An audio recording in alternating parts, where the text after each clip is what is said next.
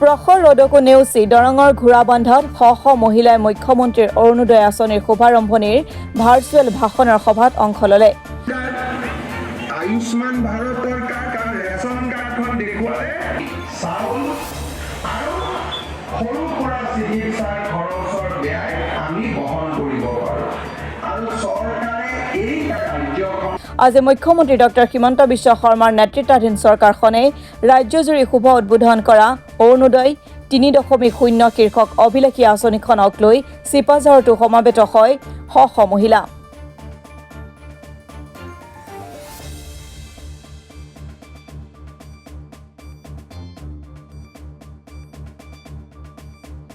আঁচনিখনৰ অংশৰূপে চিপাঝাৰৰ ঐতিহাসিক ঘোঁৰাবন্ধা দেউলখলাত অনুষ্ঠিত সভাখনত ভাৰ্চুৱেল যোগে প্ৰদান কৰা মুখ্যমন্ত্ৰী ডক্টৰ হিমন্ত বিশ্ব শৰ্মাৰ ভাষণৰ দ্বাৰা ৰাইজ অৱশ্যেই আঁচনিখন সম্পৰ্কত অৱগত হয়। সভাখনত প্ৰত্যক্ষভাৱে বক্তব্য ৰাখে স্থানীয় বিধায়ক ডক্টৰ পৰমানন্দ ৰাজবংশীয়ে।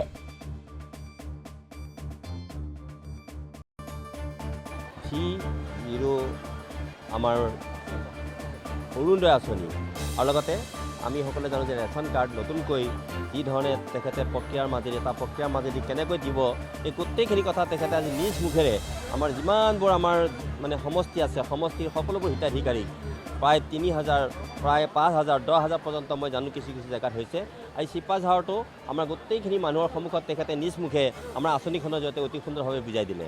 তাৰপিছত এতিয়া সভা শেষ হোৱা নাই, আমি মুখ্য অতিথি হিচাপে আমাৰ বক্তব্য আমি প্ৰদান কৰিম আৰু এইটো কথা মই ক'ব খোজোঁ যে যিটো খেলি মেলি হৈছে মাজে মাজে অৰুণোদয় সম্পৰ্কত গোটেইখিনি নাইকিয়া হ'ব বুলি মোৰ দৃঢ় বিশ্বাস আৰু যিসকলক দিব লাগে বা যিসকলৰ প্ৰাপ্য সেইসকলক আমি নিশ্চয় এই এটা অতি জনপ্ৰিয় অৰুণোদয় আঁচনিৰ জৰিয়তে আমি সকলোকে সহায় কৰিব পাৰিম বুলি আমাৰ দৃঢ় বিশ্বাস।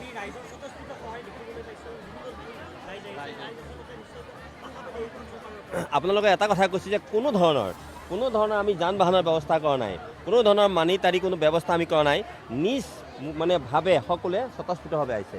এইটোৱে হৈছে আমাৰ চৰকাৰখনে আটাইতকৈ গুৰুত্বপূৰ্ণ দিশ। চিপাঝাৰ সমষ্টিত আটাইতকৈ যিমান আছে সকলোকে লাভ কৰাৰ কাৰণে মই বিহিত ব্যৱস্থা হাতত ল'ম। নাই আমাৰ বহুতে এতিয়া নতুনকৈ আপুনি মনে কৰিলে যে এতিয়ালৈকে আমাৰ ইয়াতে ৫০,০০০ অধিক মানুহক আমি মানে পাবলগীয়া আছে, সেইসকলক দিব পাৰিম। আশাবাদী হৈ আছোঁ অৰুণোদয় পাম কৰি ১৮ মাহ হ'ল মালিক ঢুকাবৰ কাৰণে আজিলৈ পোৱাই নাই।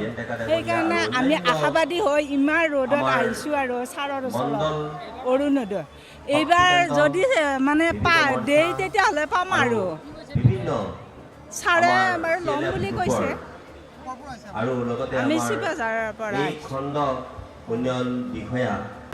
অৰুণোদয় এতিয়া পাম বুলিয়ে ভাবি আছোঁ। এতিয়ালৈ পৰা নাই, মালিক ঢুকাবে ২০২১তে ঢুকাইছিল, কত কৰিলোঁ ফৰ্ম চৰ্ম দিলোঁ, এতিয়ালৈ পোৱাই নাই পোৱা। সেইকাৰণে আহিছোঁ ছাৰৰ ওচৰত।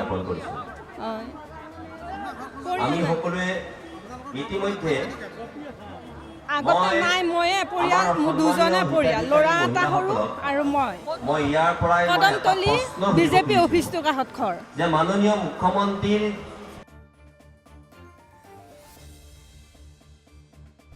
Bureau report Assam today.